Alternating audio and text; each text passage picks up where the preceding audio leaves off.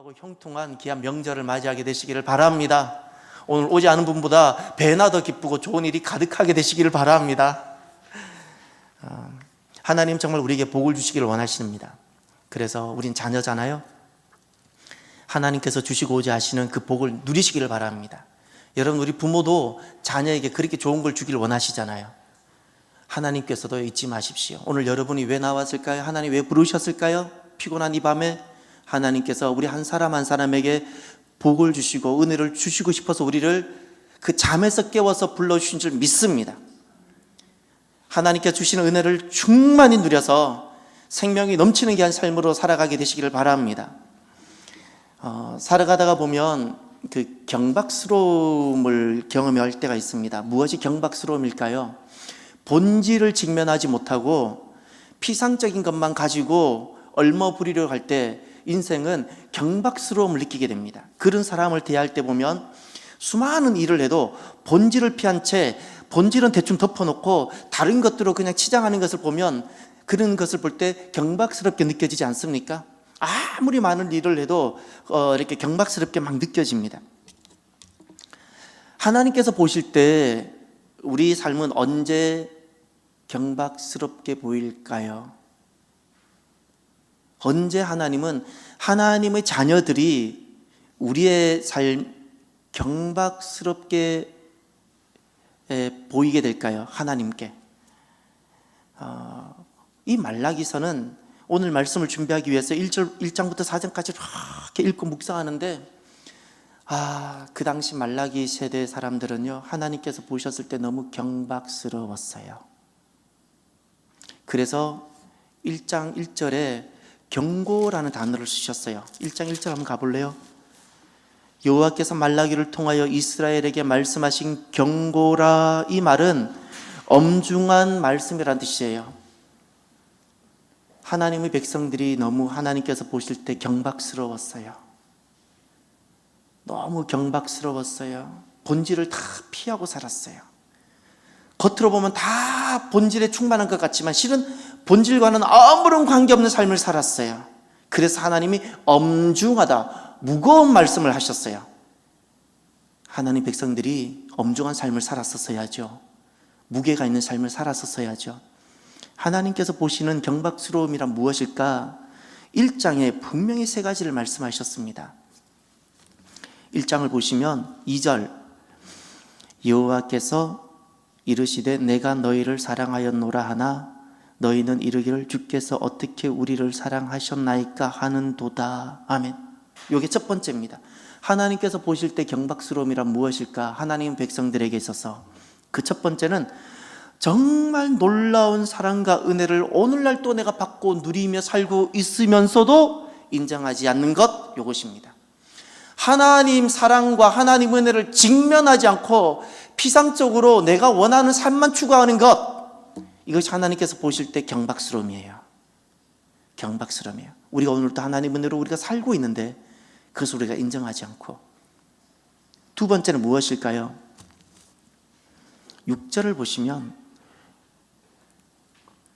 내 이름을 멸시하는 제사장들아, 나 만군의 여호와가 너희에게 이르기를 아들은 그 아버지를, 종은 그 주인을 공경하나니 내가 아버지일진데 나를 공경함이 어디 있느냐? 내가 주인일진데 나를 두려워함이 어디 있느냐 하나 너희는 이르기를 우리가 어떻게 주의 이름을 멸시하였나이까 하는도다. 아멘. 이것은 무엇인가니? 그들이 하나님을 멸시해 놓고도 알지 못한 거예요. 그들의 삶이 하나님을 멸시하는 삶인데 그들은 그것을 알지 못했어요. 이것이 하나님께서 보시는 두 번째 경박스러움이에요. 그럼 세 번째는 무엇일까요? 7절입니다. 너희가 더러운 떡을 나의 제단에 드리고도 말하기를 우리가 어떻게 주를 더럽게 하였나이까 하는도다. 아멘. 나의 제단이라 그랬죠. 다시 말하면 하나님께서 받을 수 없는 제사를 드리면서도 알지 못했어요. 이제 보세요. 세 가지예요. 하나님 그 은혜와 그 사랑을 그렇게 받고도 인정하지 않아요. 하나님 사랑과 은혜를 직면한 적이 없어요. 그저 내가 원하고 내가 좋아하는 삶을 살았던 거예요. 또 하나, 내가 하나님이 그토록 싫어하는 삶을 살면서도 내가 알지 못했어요. 자기의 삶을, 자기의 죄악된 삶을 정말 직면해서 생각해 본 적이 없다는 거예요. 세상이 흘러가는 대로 유행대로 다 살았어요. 하나님 얼마나 싫어하시는지 생각을 해본 적이 없는 거예요. 그게 경박스러움이에요. 세 번째는 그냥 예배만 드리면 되는 줄 알았어요. 하나님이 예배를 받으실 수 있는지 없는지를 단 한 번도 생각해 보지 않았다는 거예요. 하나님이 받으실 수 없는 제사를 드렸다는 거예요. 내가 예배를 드리면서 예배 행위만 하면 되는 줄만 생각하는 거예요. 나의 지금 예배가 하나님께 정말 받으실 수 있는지 없는지를 한 번도 생각해 보지 못하고 예배를 정말 직면해 보지 못하고 피상적으로 참여했다는 거예요. 이게 경박스러움이라는 겁니다.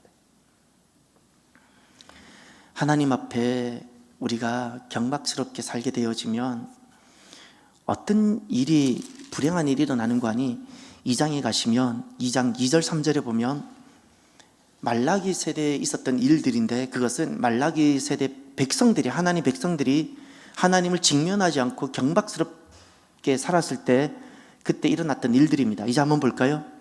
2절 3절 제가 보겠습니다. 만군의 여호와가 이르노라, 너희가 만일 듣지 아니하며 마음에 두지 아니하여 내 이름을 영어롭게 하지 아니하면, 그 다음부터 보세요. 그 다음부터입니다.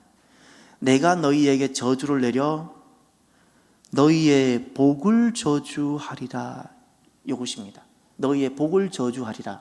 하나님께서 우리에게 복을 주시는 분이라 그랬죠? 하나님 우리에게 복을 주세요. 우리 아버지와 같아요. 어떻게든 좋은 걸 주시길 원했어요. 각양 좋은 은사와 신령한 선물을 우리에게 주시길 원했어요. 그런데 하나님의 그 은혜와 사랑을 내가 인정하지 않고 하나님이 무엇을 그토록 싫어하는지를 단 한 번도 살펴보지 않고 세상의 유행이 선인 줄 알고 유행만 따라가는 사람, 그리고 단 한 번도 예배를, 나의 예배를 정말 진지하게 생각해 보지 못하고 그냥 몸만 참여했던 이런 삶을 내가 반복할 때 이 모든 사랑과 이 모든 예배는 하나님이 복을 주시는 통로인데 복이 저주로 바뀐다 그랬어요. 복이 저주로 바뀌면 그 다음 어떤 역사가 일어나는가 보세요. 여기서 말하는 저주란 무엇인가? 3절을 보십시오. 보라, 내가 너희의 자손을 꾸짖을 것이요. 자손의 문제죠. 첫 번째가 자녀의 문제입니다. 자녀의 문제. 자녀에게 어떤 문제라는 어떤 것, 꾸짖는다는 표현은 부정적인 거예요. 자녀에게 부정적인 어떤 것이에요. 두 번째 볼까요? 똥, 곧 너희의 절개 희생의 똥을 너희 얼굴에 바를 것이라. 얼굴에 발라서는 아니 되는 거잖아요. 똥을 얼굴에 바르면 얼마나 수치스러워요. 두 번째는 수치예요. 수치. 얼굴에 똥칠하게 되어지는 수치를 이야기하는 겁니다. 이게 저주라는 거예요. 저주. 세 번째는 무엇인가 하니, 너희가 그것과 함께 제하여 버림을 당하리라. 세 번째는 소멸입니다. 존재 가치의 소멸이에요. 우리가 소중한 존재가 되어져야 되는데 우리가 하나님 앞에 그 사랑과 은혜를 받고도 인정하지 못하고 세상의 유행이 선인 줄 알고만 그렇게만 맹목적으로 따라가며 하나님을 멸시하는 줄도 모르고 살아가면서 그냥 예배라는 것들은 행위에만 들어가면 되는 줄 알고 단 한 번도 나의 예배를 진작에 생각해보지 않고 하나님의 존재 앞에 서보지 않게 되면 우리의 존재 가치가 그렇게 소중한데 존재 가치가 의미 없는, 아무도 알아주지 않는 존재의 가치가 소멸되어진다고 그렇게 말씀하셨습니다. 이것이 저주입니다. 자녀의 문제, 수치를 당하고 자녀에게 문제가 생기고 자기 인생에게 수치가 오고 그리고 존재 가치가 소멸되어지는. 여러분, 하나님 어떤 분이실까요? 하나님 정말 우리의 자녀를 수치를, 어려움을 당하게 하고 우리가 수치를 당하고 우리의 존재 가치가 점점 소멸되어지는 것을 원하실까요? 하나님 마음을 꼭 알아야 돼요. 왜 하나님께서는 구약의 마지막 말씀을 말라게 말씀하셨는지, 이것은 오늘날 이 마지막 시대에 살아가고 있는 교회가 꼭 받아야 될 말씀이에요. 하나님 마음은 무엇일까요? 2장 4절을 보십시오. 그것 때문에 이 말씀들을 하셨습니다. 2장 4절은 참 중요합니다. 다 같이 읽어볼까요? 만군의 여호와가 이르노라, 내가 이 명령을 너희에게 내린 것은 레위와 세운 나의 언약이 항상 있게 하려 함인 줄을 너희가 알리라. 아멘. 레위와 세운 나의 언약, 하나님의 언약이에요. 레위라는 것은 하나님의 백성을 상징하는 것이고, 레위라고 표현한 것은 예배자를 뜻하는 거예요. 예배자를 뜻하는 거예요. 쉽게 말하면 하나님께서 맺으신 언약인데, 예배자들과 맺으신 언약인데, 중요한 것은 하나님은 어떤 것을 원하시는가? 우리가 하나님께 맺은 언약 안에 있기를 원하시는 거예요. 언약 안에 있기를. 왜 언약 안에 있어야 되죠? 5절에 보면 레위와 세운 나의 언약은 생명과 평강의 언약이라. 우리의 생명과 우리의 평강이 어디 안에 있다고요? 언약 안에 있어요. 누가 맺은 언약? 하나님과 맺은 언약. 언약 안에 있다는 것은 도대체 무엇일까요? 5절을 계속해서 보세요. 내가 이것을 그에게 준 것은 그로 경외하게 하려 함이라. 무엇이 우리가 언약 안에 있다는 것일까요? 하나님을 경외하는 거예요. 하나님을 경외하는 것.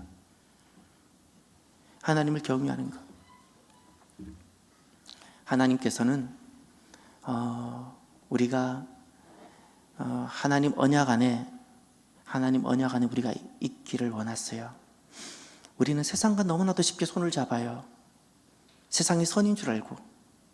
하나님의 백성들이, 하나님과 결혼한, 예수님과 결혼한 백성들이 너무나도 세상에 쉽게 취해버려요. 이 언약 안에 우리의 생명이 있고 평강이 있는 줄 믿으시길 바랍니다. 이 하나님의 약속 안에 내 자녀의 복이 있고요, 내 인생의 잘됨이 거기 있고요, 내 존재 가치의 빛남이 하나님 약속 안에 있는 줄 믿으시길 바랍니다. 언약 안에 있는 것이 정말 복이고, 그 언약 안에 있다는 것은 하나님을 경외하는 거라 그랬습니다. 놀랍게도 이제부터는 우리가 참 가슴 아프면서 이 말씀을 들어야 되는데, 언약을 깨는 것을 두 가지를 말씀하셨어요. 어떤 행위를 언약을 깨는 것인가, 어떤 행위가 하나님을 경외하지 않는 것이고, 하나님을 직면하지 않고 경박스럽게 겉으로는 교인이고 겉으로는 크리스찬이지만 정말 하나님께서 보실 때 말라기 세대 사람처럼 경박스럽게 단 한 번도 직면하지 않고, 하나님을 대면하지 않고, 자신의 문제를 직면하지 않고 피상적으로 살아가고 있는지를 이제 나타나는 겁니다. 무엇이 언약을 깨는 것인지 두 가지가 꼭 나오는데, 첫 번째가 10절부터 16절까지인데 요약하면 부정한 결혼과 이혼입니다. 10절부터 16절 내용이 다 그것입니다. 10절부터 16절까지 여러분의 내용을 한번 읽어보시면 됩니다. 요약하면 부정한 결혼을 부정하게 하는 것이고 또 이혼입니다. 여기서 우리가 한 가지 중요한 것은, 하나님께서 이 결혼과 이혼이라는 것은 가정을 말씀하셨는데요, 우리는 오늘날 실은 살아가면서 그 가정에 대해서 누구도 자신을 못하잖아요. 솔직히 다 제일 많이 아픔이 있는 데가 가정이잖아요. 다 가정이잖아요. 제일 상처 많이 입는 데가 가정이잖아요. 우리가 가정 이야기하면 그 누구도 자신이 없잖아요. 그런데 주님께서 언약을 깨는 것을 제일 첫 번째 말씀하셨던 것이 가정에서의 내 모습입니다. 놀랍지 않습니까? 가정에서의 내 모습. 그러면 여러분, 가정을 가지고 이것은 언약을 깨는 것이다 그랬으면, 그럼 오늘 우린 살아가면서 가정 안에서 버림받기도 하고 아픔을 겪기도 하면서 이미 우리는 상처를 많이 입었는데, 그럼 이젠 더 이상 우리가 언약 안에 있는 백성이 될 수 없을까요? 왜 주님께서 지금 이 언약 안에 있으라, 또 왜 가정을 언급하고 그럴까요? 언약의 핵심이 도대체 무엇일까요? 지금 레위인과 맺은 언약이라 그랬죠. 레위인과 세운 그 언약이라 그랬어요. 레위인의 개념이 무엇이라고요? 예배자를 말하는 겁니다. 지금 중요한 것은 주님께서 제일 먼저 가정을 언급한 것은요, 가정이 100% 온전해야 된다는 뜻이 아니고 그 가정을 가지고 단 한 번도 하나님 앞에서 직면해 보지 않았다는 겁니다. 내 가정의 아픔을 가지고 단 한 번도 하나님 앞에서 직면하지 않고 피상적으로 대충 덮어놓고 마치 무화과 나무 잎으로 자기를 가린 것처럼 가려놓고 그렇게 살아왔다는 거예요. 그것이 하나님 앞에서 경박스럽다는 거예요. 단 한 번도 이것을 가지고 하나님 앞에 울어본 적이 없다는 거예요.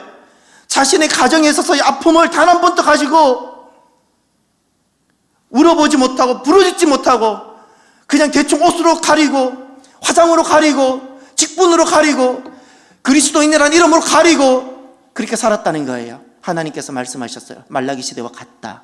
경박스럽다. 나는 이미 너의 문제를 아는데 너는 왜 너의 문제를 가지고 단 한 번도 나에게 나오지 않느냐고. 주님께서는 오늘날 우리에게, 주님께서 말씀하신 100%의 완전함을 원하실까요? 그럼 다윗도 자격이 없었어요. 다윗도 자격이 없어요. 무엇을 원할까요? 있는 모습 가지고 통회하고 아픈 마음을 가지고 주님 앞에 나오는 겁니다. 다시금 레위인과 맺은 언약이라 그랬죠.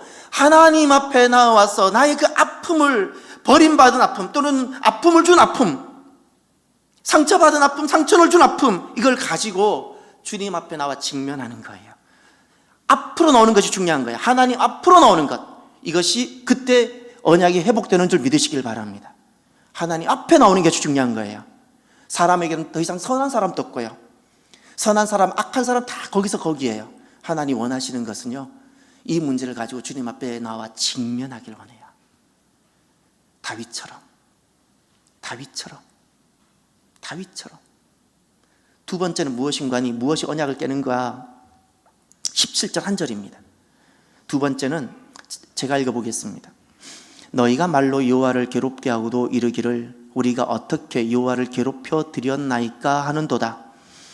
이는 너희가 말하기를 모든 악을 행하는 자는 여호와의 눈에 좋게 보이며 그에게 기쁨이 된다 하며, 또 말하기를 정의의 하나님이 어디 계시냐 함이니라. 아멘. 지금 이 17절 말씀이 우리가 이해가 되십니까? 여호와를 괴롭게 했는데 우리가 어떻게 하나님을 괴롭혔냐고 또 이야기하고 있어요. 무엇을 하나님께, 우리의 어떤 것이 하나님을 괴롭게 한 거라고 그러죠? 우리의 어떤 것이, 우리가 자녀인데 우리의 어떤 것이 내 아버지 되시는 하나님을 괴롭게 한 거라고 말씀하고 있죠? 모든 악을 행하는 자는 여호와의 눈에 좋게 보인다. 악이 선하다고 말하고 있다는 거예요. 이것이 나에게 돈만 된다면, 이것을 하면 내가 좀 직분이 높아진다면 악인 줄 알고도 하는 것, 악인 줄 알고도 이건 선한 거야, 좋은 거야 라고 말하는 것, 이것을 하나님을 괴롭게 하는 거라고 말씀하셨어요. 다시 말하면 불법을 행하면서 하나님을 두려워하지 않는 것, 이것을 언약을 깨는 것이라고 말씀하셨어요. 그러니 두 가지를 말씀하셨어요. 하나는 가정에서의 내 모습이에요. 가정에서 그 나의 부정한 모습과 그런 모습들, 핵심은 그거예요. 가정에서 내가 상처를 주거나 내가 누구를 버렸거나 내가 누구로부터 버림받은 이런 아픔들, 그것을 가지고 단 한 번도 주님 앞에 직면해보지 않은 것들, 이것이 언약을 깨는 거라고 말씀하셨어요. 경박스럽다 그랬어요. 또 하나는 세상 속에서 불법인 줄 알면서도 내게 유익이 되면 알면서도 불법을 행하며 하나님을 두려워하지 않는 것. 근데 그 문제를 가지고 하나님은 질차하기보다도 더 핵심은 그 문제를 가지고 단 한 번도 내가 아파하면서 내가 눈물을 흘리면서 주님 앞에 나와 내 이 악함을 주님 앞에 나 단 한 번도 직면하지 않은 것을 지적하는 거예요. 그거예요. 그거. 나의 악함. 불법이라도 내게 돈만 된다면 얼른 잡아버리는 나의 이 악함을 가지고 단 한 번도 하나님 앞에 나와 직면해보지 못하고 늘 피상적으로 경박스럽게 살았던 이것이 하나님을 괴롭게 하는 겁니다. 이것이 언약을 깨는 겁니다. 우리가 솔직히 살면서 불법을 행하지 말자 이 말을 자신 있게 할 수 있는 사람이 있습니까? 우리는 다 조금씩 아름아름 그렇게 살지 않습니까? 제 딴에는 전 도로교통법을 정말 잘 지킨다고 생각하는데 요즘 저 적당히 때로는 아무도 없을 때 신호도 건너봐요. 아주 행복하더라고요. 얼마나 기쁘고 자유한지 몰라요. 사람 다 그렇지 않나요? 중요한 것은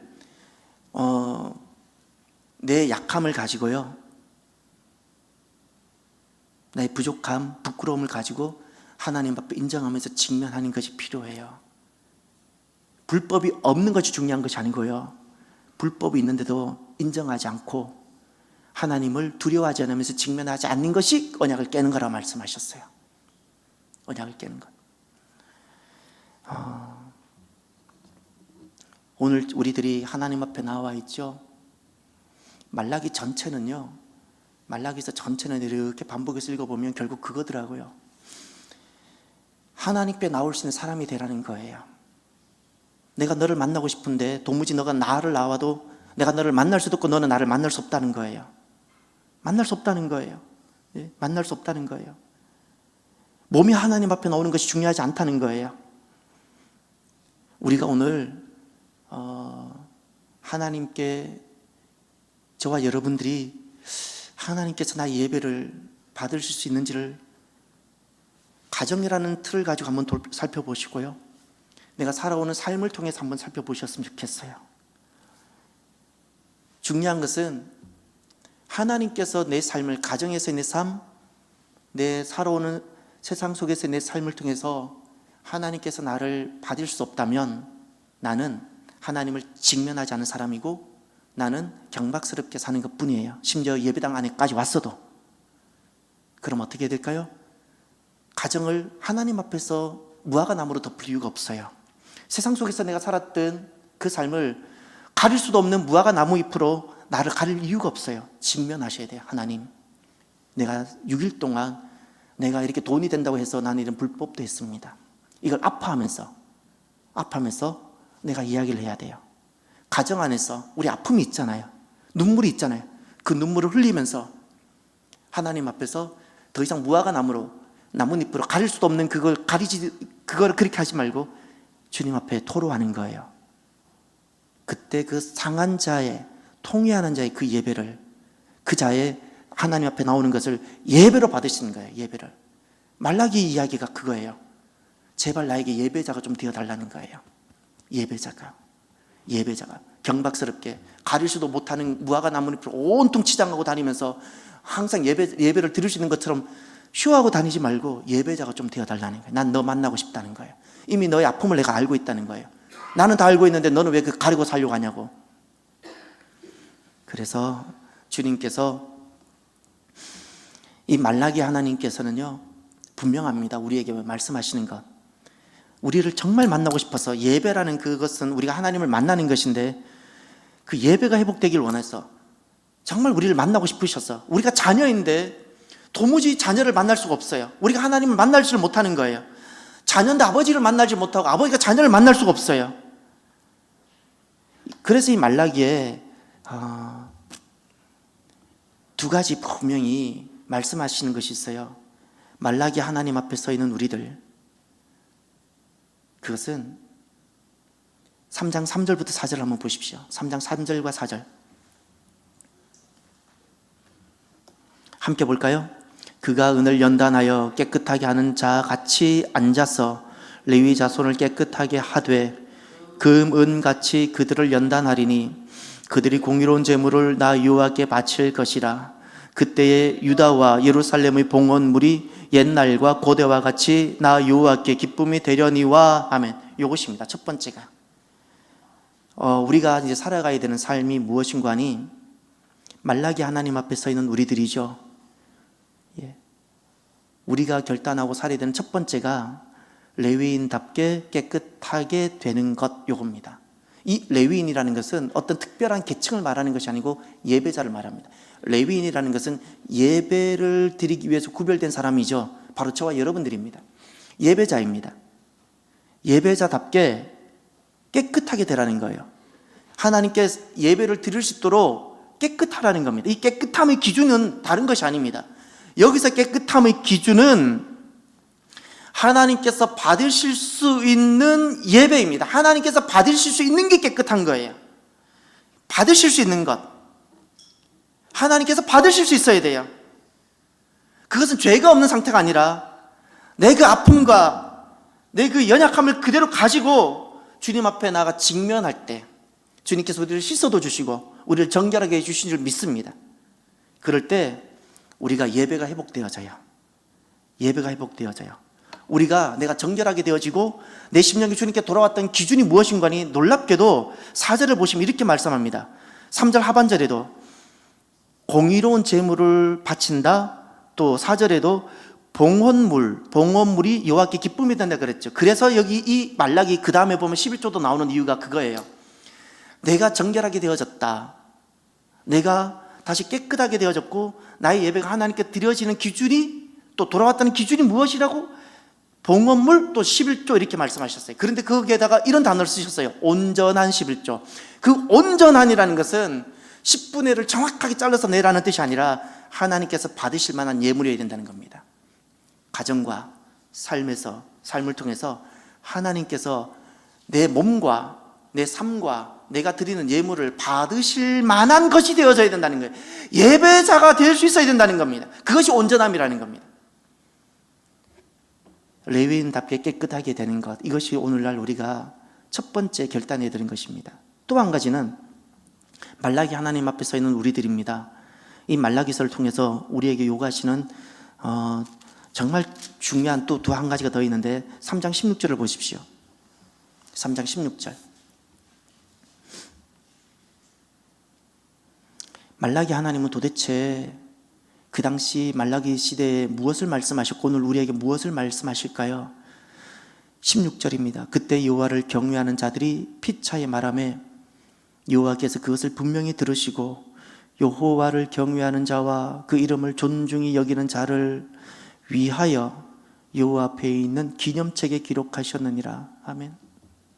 두 번째는요, 하나님을 경외하고 그 이름을 존중히 여기는 겁니다. 이것을 우리가 결단해야 돼요. 첫 번째는 레위인답게, 예배자답게 하나님이 받으실 만하도록 나를 깨끗하게 하고 성결하게 하는 거예요. 가정에서 삶, 또 세상에서 삶. 이것은 도덕적 성결이 아니고요, 내 가정에서의 아픔과 눈물을 가지고 주님 앞에 직면할 때 깨끗하게 되어지고요, 세상에서의 내 삶의 연약한 삶을, 불법의 삶을 통회하며 아파하며 눈물을 가지고 주님 앞에 직면할 때 정결하게 되어지는데, 주님은 그것을 원하세요. 그럼 두 번째는 무엇인고 하니 하나님을 경외하고 그 이름을 존중히 여기는 거예요.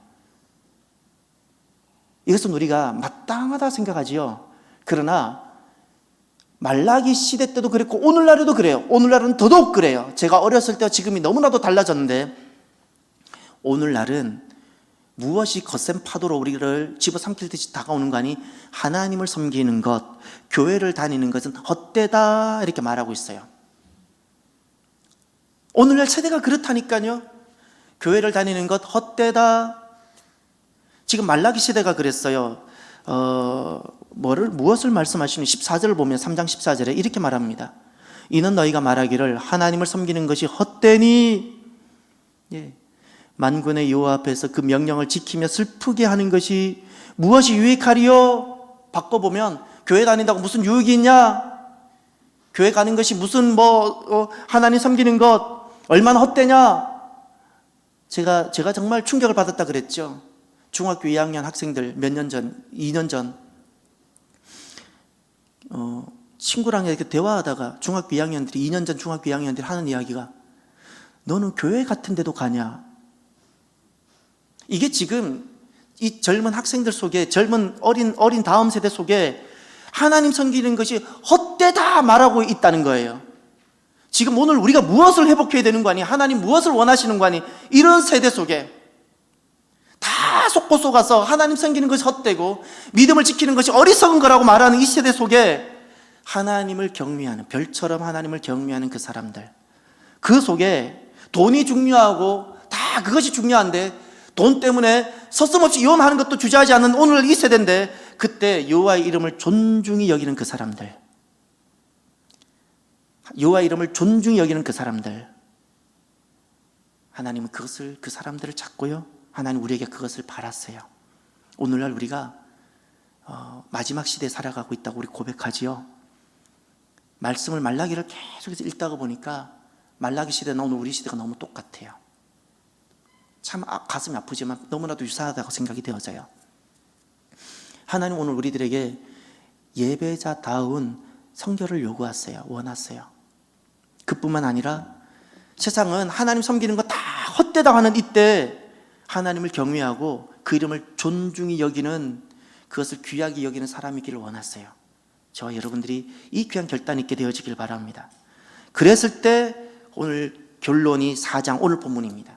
오늘 본문은 지금까지 말씀을 들어야지 오늘 말씀이 이해가 되어집니다. 4장 1절은 지푸라기처럼 가치없는 삶에 대한 이야기입니다. 4장 1절, 만군의 여호와가 이르노라, 보라 용광로 불같은 날이 이르리니 교만한 자와 악을 행하는 자는 다 지푸라기 같을 것이라. 그 이르는 날에 그들을 살라 그 뿌리와 가지를 남기지 아니할 것이로되. 아멘. 말라기는 4장으로 끝나면서 주님께서 하셨던 말씀이 지푸라기처럼 가치 없는 인생이 있고 가치 없는 삶이 있을 거라는 겁니다. 그것은 무엇일까요? 교만한 자, 악을 행하는 자 그랬죠. 그것은 하나님을 섬기는 것이 헛되다라고 거기 속아 넘어가거나 그렇게 살아가는 사람들, 그런 삶의 태도들, 또 가정 속에서, 세상 속에서 불법을 행하면서도 하나님 앞에서 그 눈물을 가지고 아픔을 가지고 직면하지 않고 무화과, 가릴 수 없는 씀에도 불구하고 무화과 같은 것으로 가리면서 살아가고 있는 그것, 가정 속에서도 아픔과 수치, 그것을 가릴 수 없음에도 불구하고 하나님 다 알고 있는데도 그것을 단 한 번도 가슴 아프게 직면하지 않고 그냥 대충 어떻게 가르고 살아가는 바로 그것은 마지막에 다 지푸라기와 같다고 말씀하셨어요. 다 가치 없다고 직면해야 됩니다. 나의 부끄러움, 나의 아픔들을 다윗처럼 직면합시다. 저와 여러분들이 다윗을 꼭 기억하고요. 다윗 아픔이 있었죠? 그런데 다윗은 주님 앞에 나아갔어요. 직면했어요. 그랬더니 그의 삶은 경박스럽지 않게 됐죠? 그의 인생이 마지막에 어떻게 되든가요? 지푸라기처럼 허무해지든가요? 아니잖아요. 이런 세상 속에 우리가 오늘 말씀처럼 우리가 레위인답게 나를 돌아보고 하나님 경외하고 그 이름을 존중하게 여기면 주님께 주시는 약속이 2절입니다. 맑고 밝은 인생입니다. 저는 2절을 이렇게 바꿉니다. 2절을 4장 2절을 맑고 밝은 인생. 2절을 한번 읽어볼까요? 참 복됩니다. 다 같이 읽겠습니다. 내 이름을 경외하는 너희에게는 공의로운 해가 떠올라서 치료하는 광선을 비추리니 너희가 나가서 외양간에서 나온 송아지같이 뛰리라. 아멘. 이렇게 빛 이야기가 많이 나와요. 공의로운 해, 의로운 해가 떠오른다. 저는 어렸을 때 울산이라는 그 바닷가에 살아봤어요. 어머니가 4시쯤이면 4시나 4시 반이면 항상 일어나셔서 아침에 출근하시는 아버지 밥을 항상 지으셨어요. 그 당시에는 다 그 화장실이 그 대문 입구 쪽에 있는데 화장실 올라가는 계단들이 있고 그 계단을 통해서 지붕도 올라갈 수 있는 집 구조였어요. 슬라브 집이라고 기억나시나요? 제가 어렸을 때 슬라브 집을 살았던 기억이 나요. 그러면 어머니가 일어나서 부엌에서 떨글떨글거리면 제가 그 소리에 깨어가지고 어머니 따라 장독대 위로 해서 지붕에 올라간 적이 참 많았어요. 그때 되면 저 동해 안에 새가 붉은 애가 일출이 떠오르는데 저는 너무나도 일출을 많이 봤어요. 그때마다 항상 어둠이 점점 걷히고 빛이 오는 것이 얼마나 희망이었고요. 어린 마음에 얼마나 희망이고 얼마나 좋았는지 몰라요. 주님께서 말씀하셨어요. 이런 세상 속에 다시 예배자가 되기 위해서 나의 아픔, 가정 속에 있는 눈물, 세상 속에 있는 나의 불법으로 인한 눈물들을 가지고 주님을 직면하면서 내가 아파하고 내가 통회할 때, 내가 상한 심령이 됐을 때 주님께서 우리를 깨끗하게 하시는데, 그렇게 될 때 주님께서 말씀하셨어요. 내가 너를 맑고 밝은 인생이, 아침에 해가 떠서 어둠이 떠나가는 것처럼 맑고 밝은 인생이 되게 하겠다 약속하셨어요. 질병이 있고 아픔이 있었느냐? 그것을 치료해 주겠다 말씀하셨어요. 그뿐만 아니라 여러분, 이것이 어떤 의미인지를 한번 여러분 생각해 보세요. 송아지가 외양간에서 뛰어나왔어요.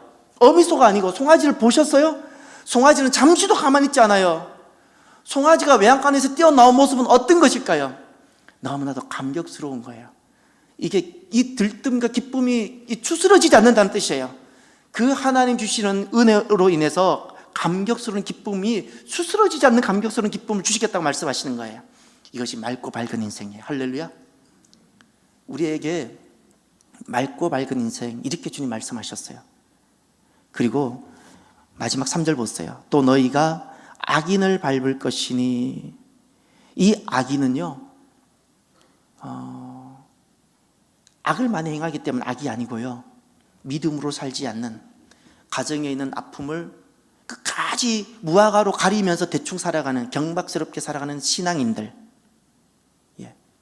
세상에서 내가 불법을 높아지고 돈을 많이 모으기 위해서 불법을 저지르는 것을 서슴없이 하면서도 그것을 대충 무화과 나뭇잎으로 바람 한번 불면 사라지고 불 한번 갖다 대면 다 타고 없어질 무화과 나뭇잎으로 대충 가리고 그것을 가지고 단 한 번도 하나님 앞에 직면하지 않은 채 살아가는 그 경박스러운 사람들이 악인이에요.